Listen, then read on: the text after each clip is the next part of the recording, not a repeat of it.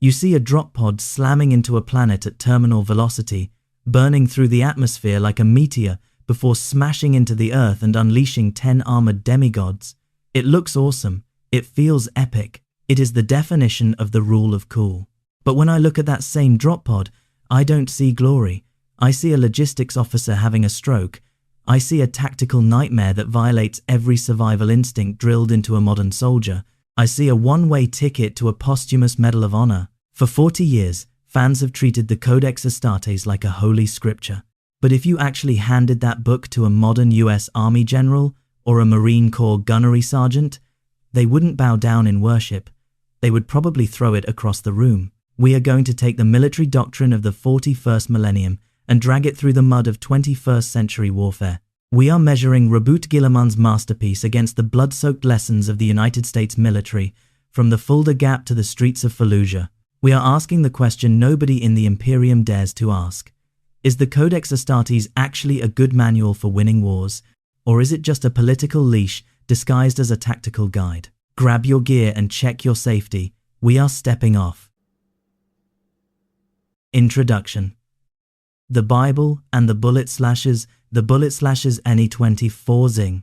To understand why the Space Marines fight the way they do, you have to stop thinking like a fanboy and start thinking like a staff officer. In the grim darkness of the far future, the Codex Astartes, written by the Primarch Roboute Guilliman, stands as the definitive text on the organization and employment of the Adeptus Astartes. To the casual observer in the setting, it is a holy book. To a military analyst, it is a fascinating, contradictory, and often misunderstood document that attempts to reconcile the capabilities of transhuman biological weapons with the logistical nightmare of conquering a galaxy. This isn't just about cool armor.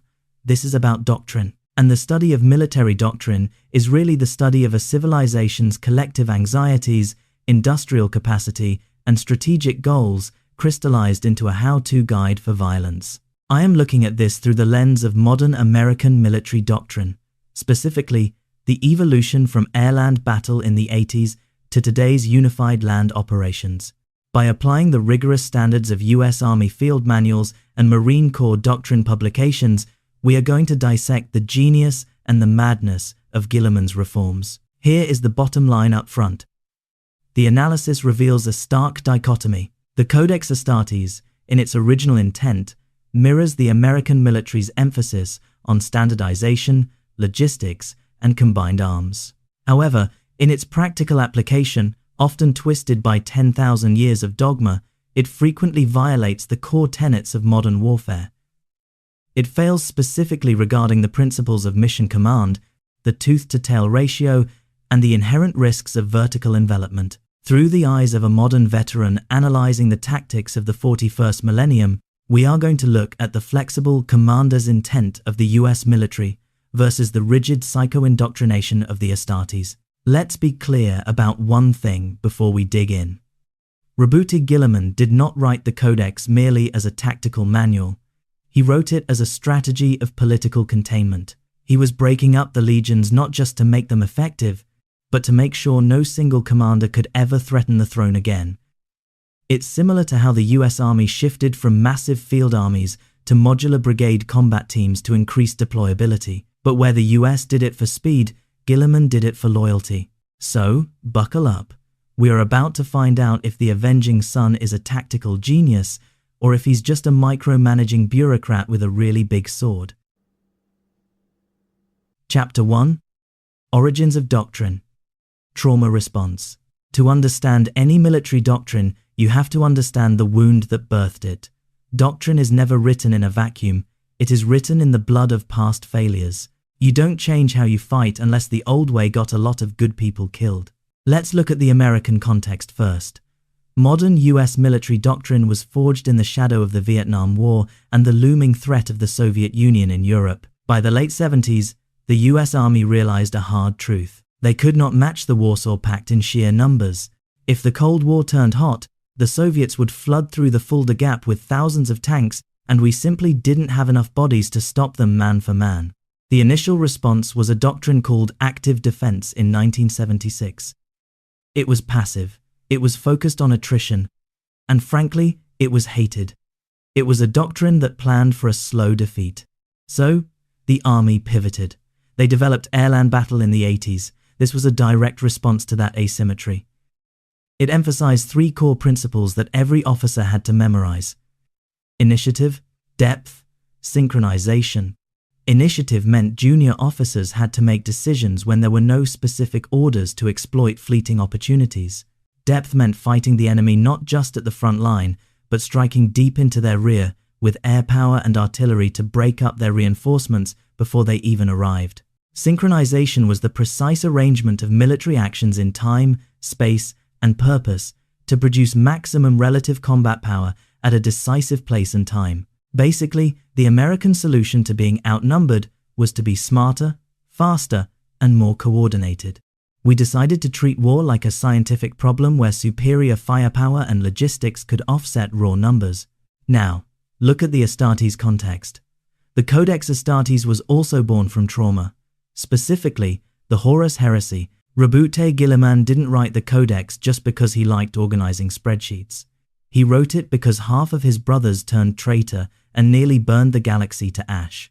The Legiones Astartes, with their hundreds of thousands of warriors under a single commander, had proven too powerful for any one individual to command without risking civil war. The wound here wasn't an external enemy like the Soviets. The wound was internal. The primary strategic goal of the Codex was breaking the legions. Guilliman split these massive armies into chapters of 1,000 warriors. This is a massive shift. It's a move from industrial-scale warfare to something smaller, more elite, but less capable of holding ground on a planetary scale. He also pushed for standardization. Guilliman wanted to ensure that any Space Marine force could operate alongside any other force.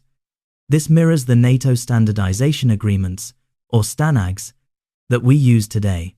It's what allows a US platoon to fight alongside a British company using the same caliber ammunition and the same radio procedures. But here is the critical insight. Both doctrines arose from a need to do more with less. The US had to fight the massive Soviet bear with a smaller, volunteer force.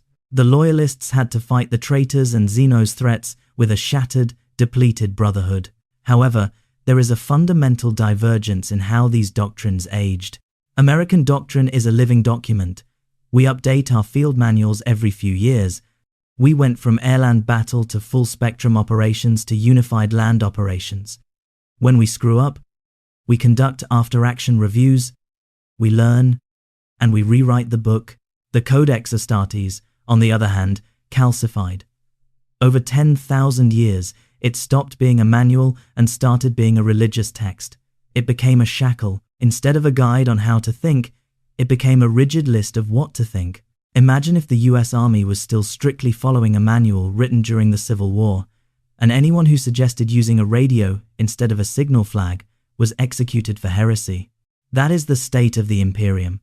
They took a trauma response and turned it into a religion. And as we are about to see, that religious adherence creates some massive tactical blind spots. Chapter 2. Command Philosophy. The Leandros Problem. If there is one thing that causes friction between a modern Western military mind and the law of the 41st millennium, it is the concept of command and control. Specifically, the difference between mission command and dogmatic compliance.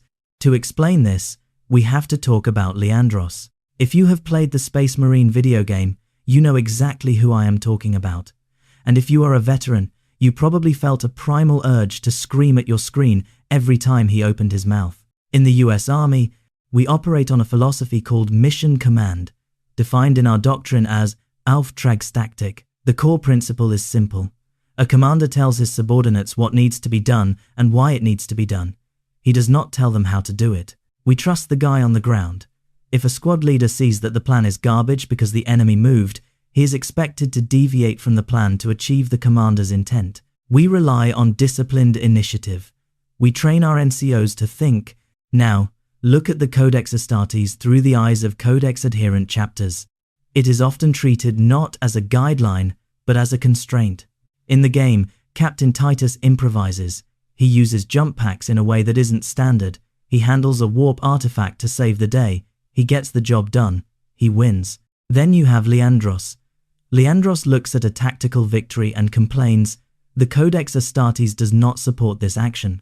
In the modern military, we have a special name for a soldier like Leandros. We call him a blue Falcon. For the uninitiated, a blue Falcon is a buddy fucker. He is the guy who quotes the rulebook to get his teammates in trouble while offering zero solutions to the actual problem. A subordinate like Leandros, who quotes a field manual to argue with his commander in the middle of a firefight, would not just be told to shut up, he would be relieved of duty for incompetence. Leandros represents the failure of the Codex when it becomes a religion. He cannot process a situation that isn't written on the page. He suffers from tactical paralysis. Because he can't think outside the box, he assumes that thinking outside the box is heresy. This highlights a massive cultural gap. The US military builds trust through professional education. We send officers to staff colleges to learn critical thinking.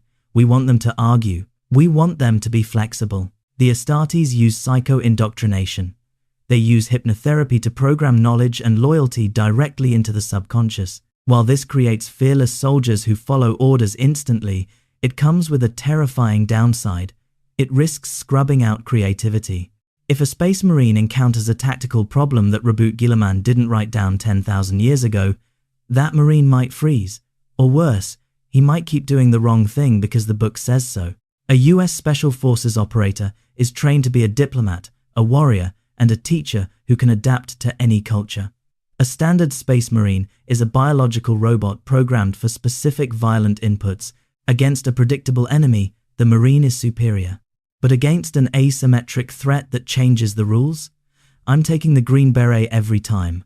Because the Green Beret knows that the manual is just a guide, the Marine thinks the manual is God. Chapter 3. Logistics. The tooth-to-tail lie.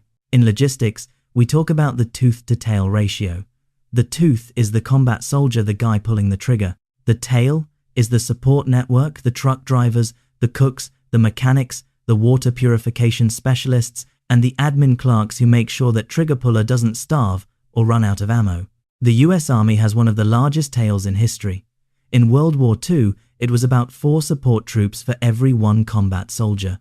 In Iraq and Afghanistan, depending on how you count contractors, it ballooned to maybe 8 or 10 to 1. Why?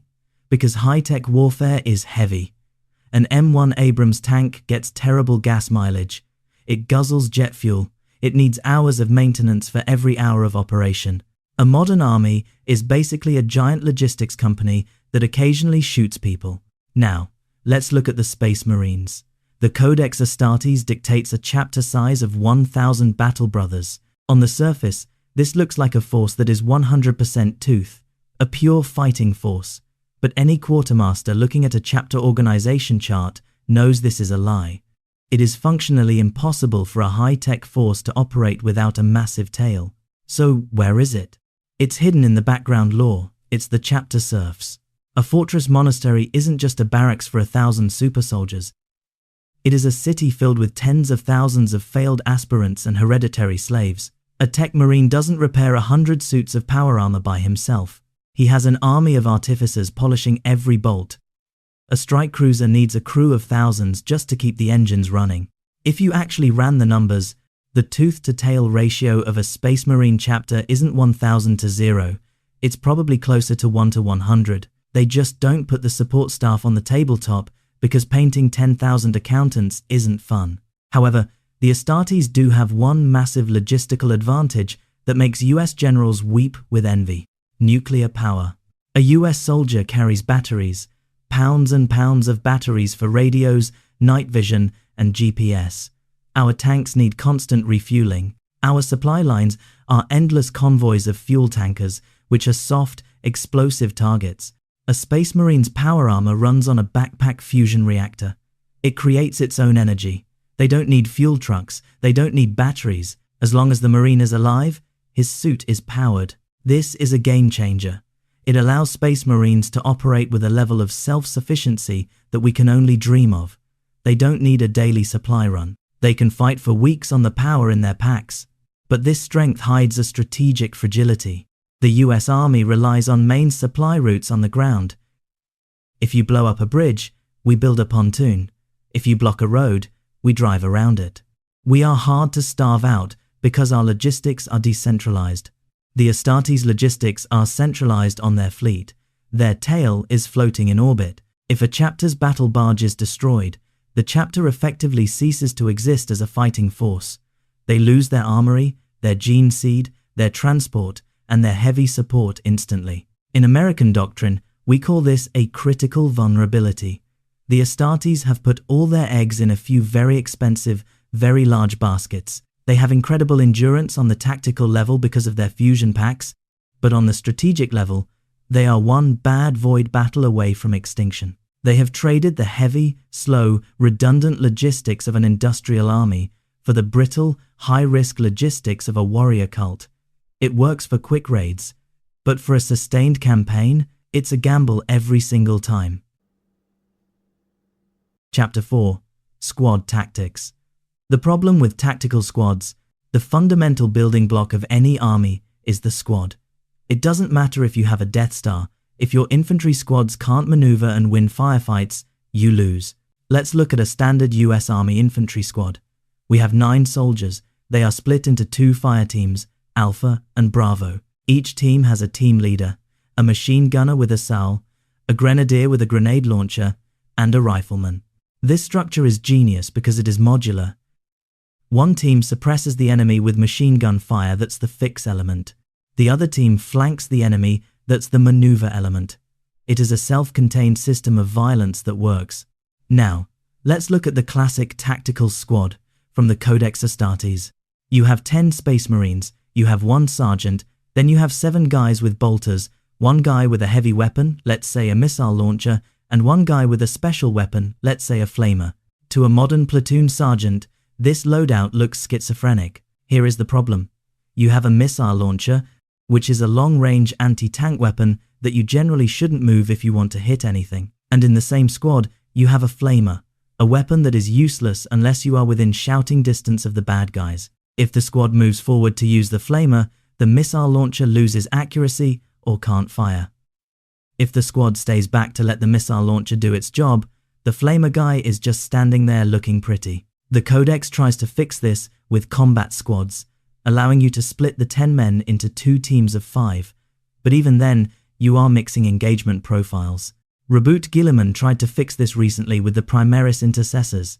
He gave everyone the same gun. This mirrors the US Marine Corps shifting to the M27 IAR for every rifleman. It increases standardization and puts out a wall of lead. But even with the Primaris update, the Astartes suffer from a massive doctrinal gap that the US Army considers essential: indirect fire. Every US fire team has a grenadier with an M320 launcher attached to his rifle. He can lob a high explosive round over a wall, through a window, or into a trench from 300 meters away.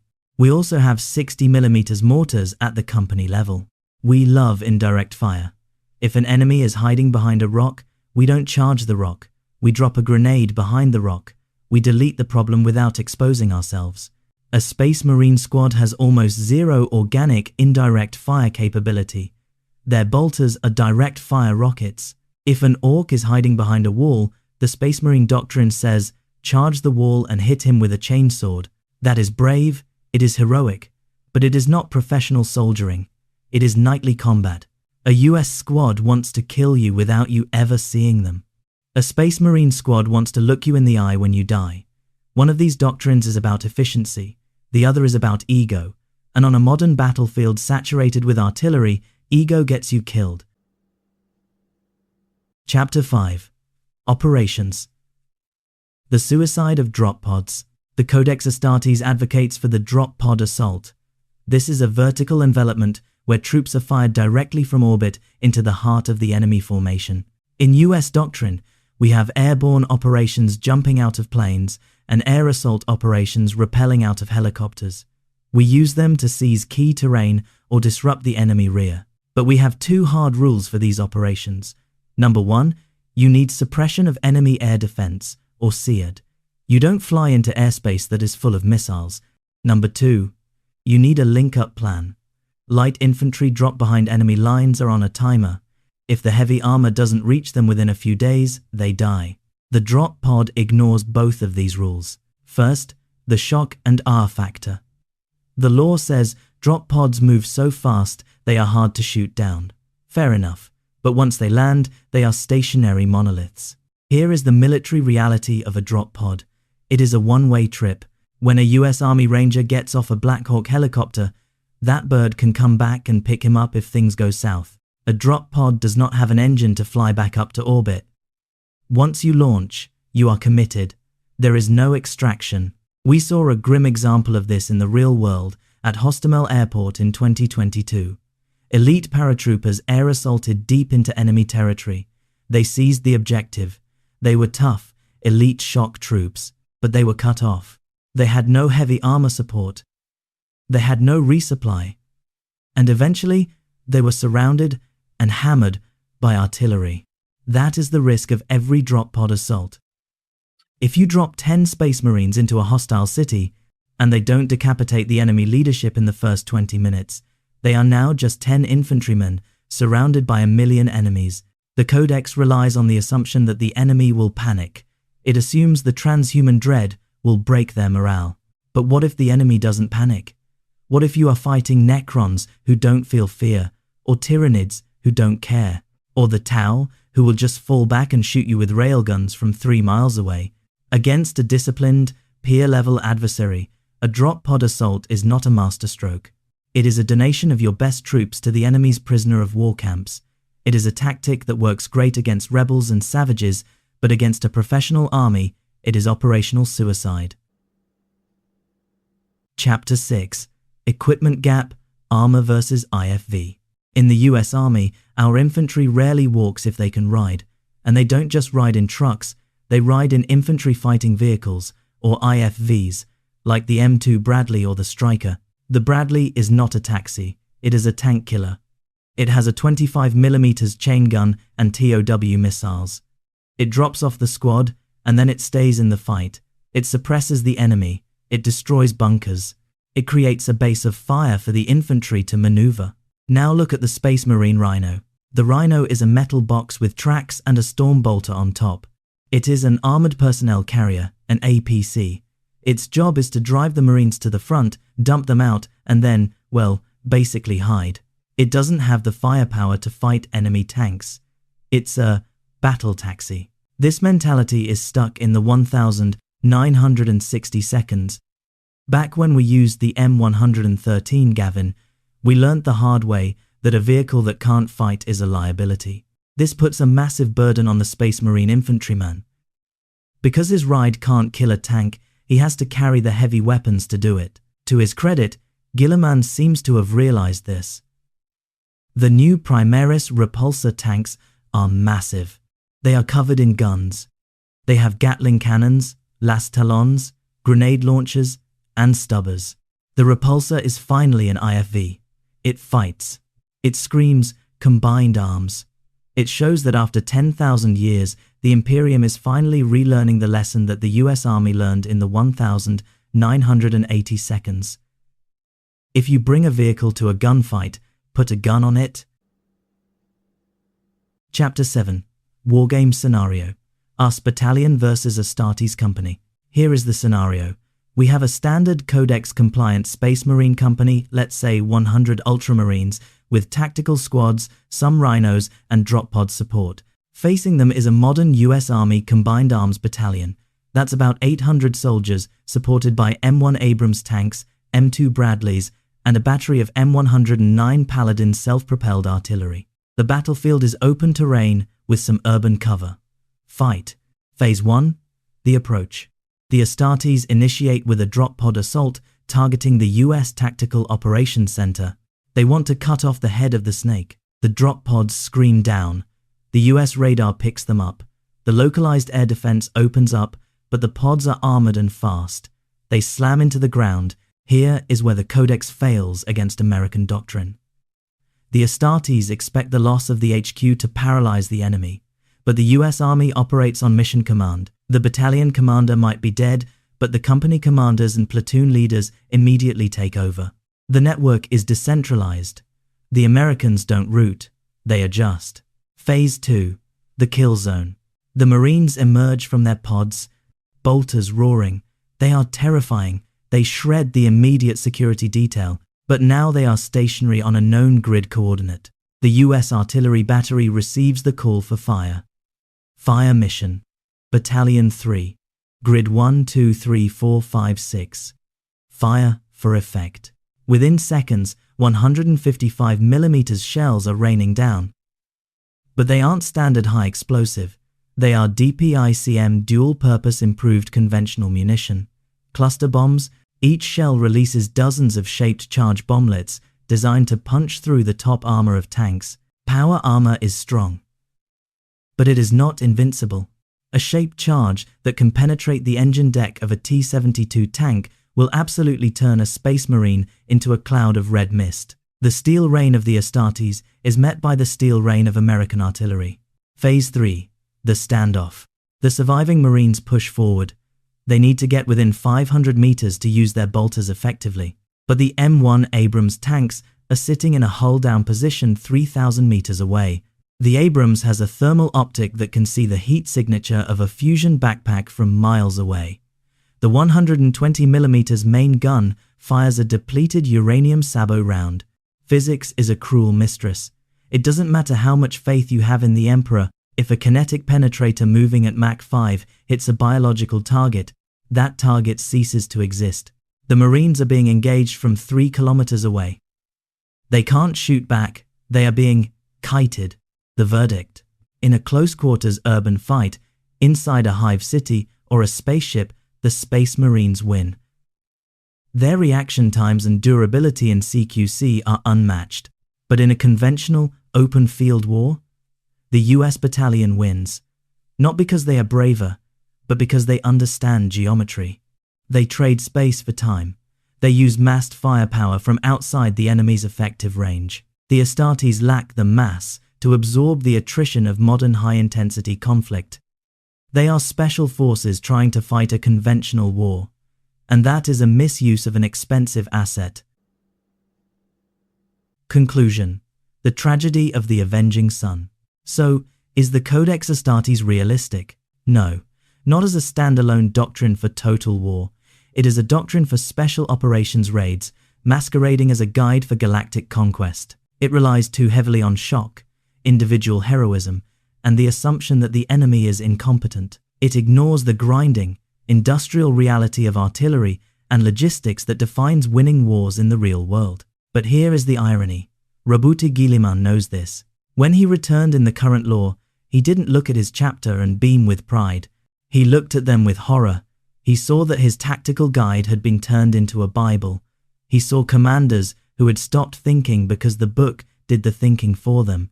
Guilliman is the only person in the 41st millennium who thinks like a modern Western general. He is pragmatically trying to reintroduce the concept of adaptive leadership to a culture that views innovation as heresy.